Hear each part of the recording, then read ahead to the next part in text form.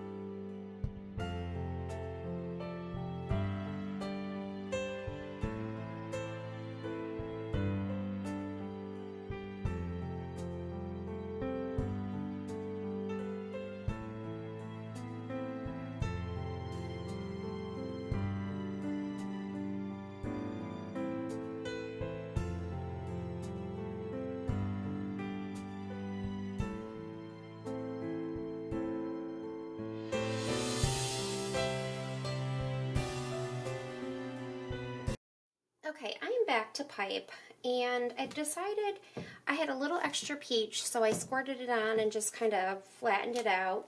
And I wanted to show you guys how I put, I usually try to put my colors in my bags right away if I can. Even if they're fluid, just twist it at the bottom when you put it in your cup so it doesn't run out. And then you can even prop it up against something so it doesn't run out of the tip. And then I wash all my dishes so that when I get to this point, everything is cleaned up and I can just focus on piping. So the main flower, I'm going to kind of do just little groups of flowers. And the largest flower, I'm going to do a Wilton 1M, and it's just going to kind of be, I guess like,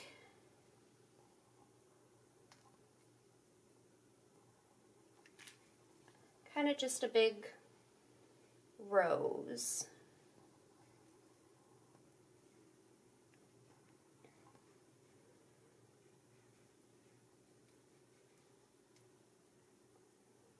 I guess that looks better than the other two.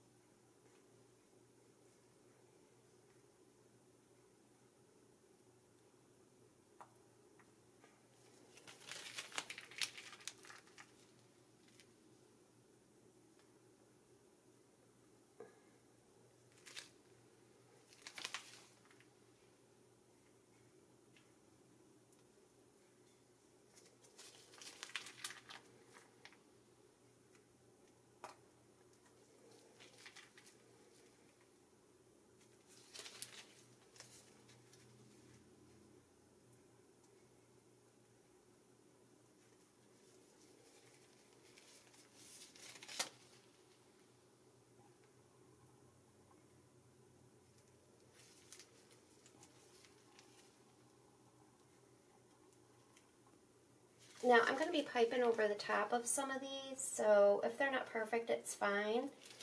The next thing I'm going to do is I have a Wilton 2C, and I'm just going to kind of make, let's see, is this the one I want? I think I want this one. This is a Wilton 2D. I'm going to kind of do the same thing, just in a smaller scale.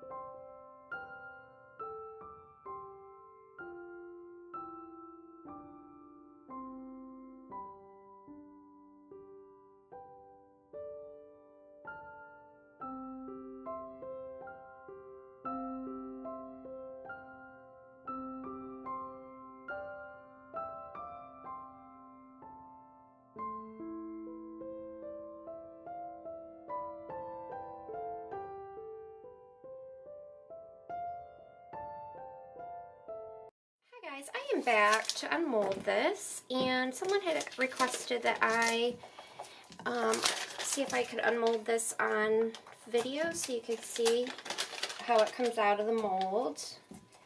And I, of course, said sure. So I'm gonna, all I do is untape the sides, and that's as easy as that. It's like the easiest mold I've ever, easiest one I've had to take out of the mold. Even way easier than silicone, because silicone for me sometimes, especially the tall and skinny molds, it sticks. So then I just fold these down.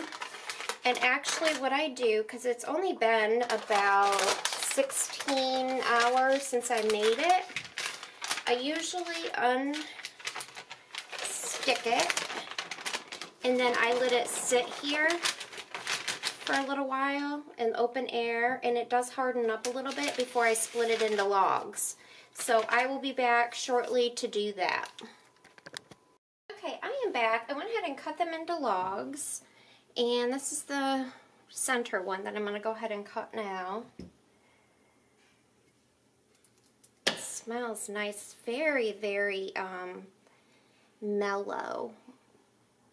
It's really pretty. I like the peach color in the background.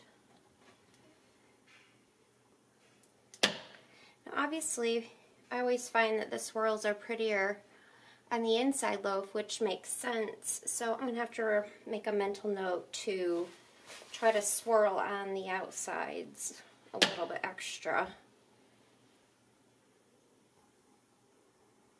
Now I did get a little butterfly when I cut the outside loaf. I thought that was pretty, and it has, I don't know if you can see, it has this tiny little heart at the bottom.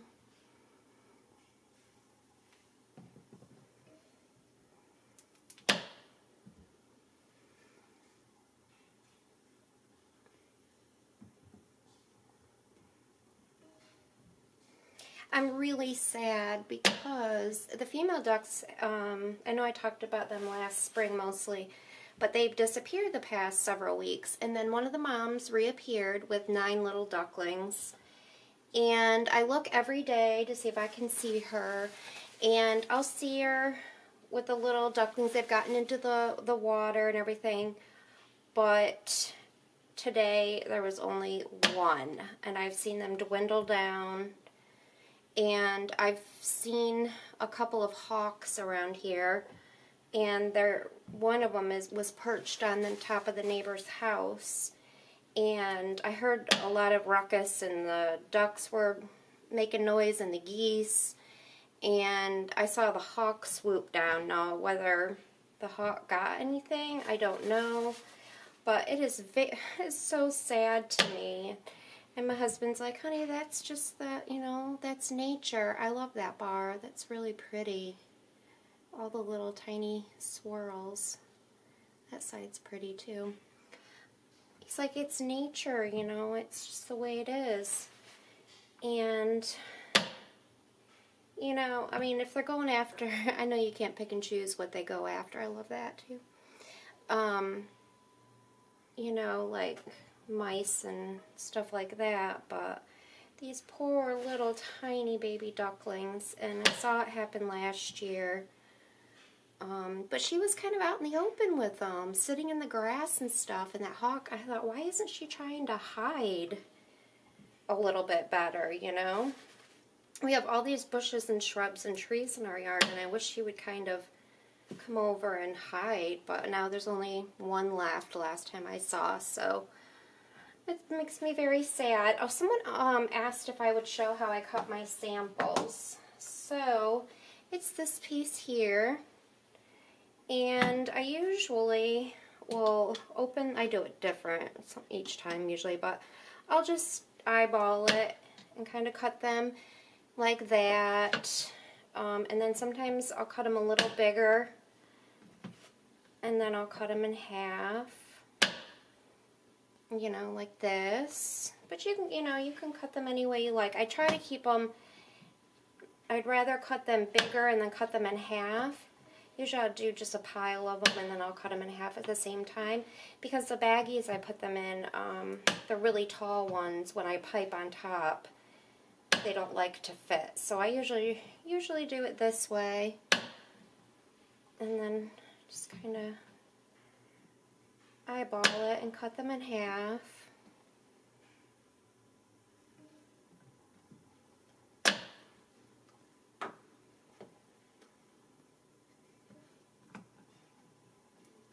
And that's it. Okay guys, thanks so much for watching, and I will see you all in the next video.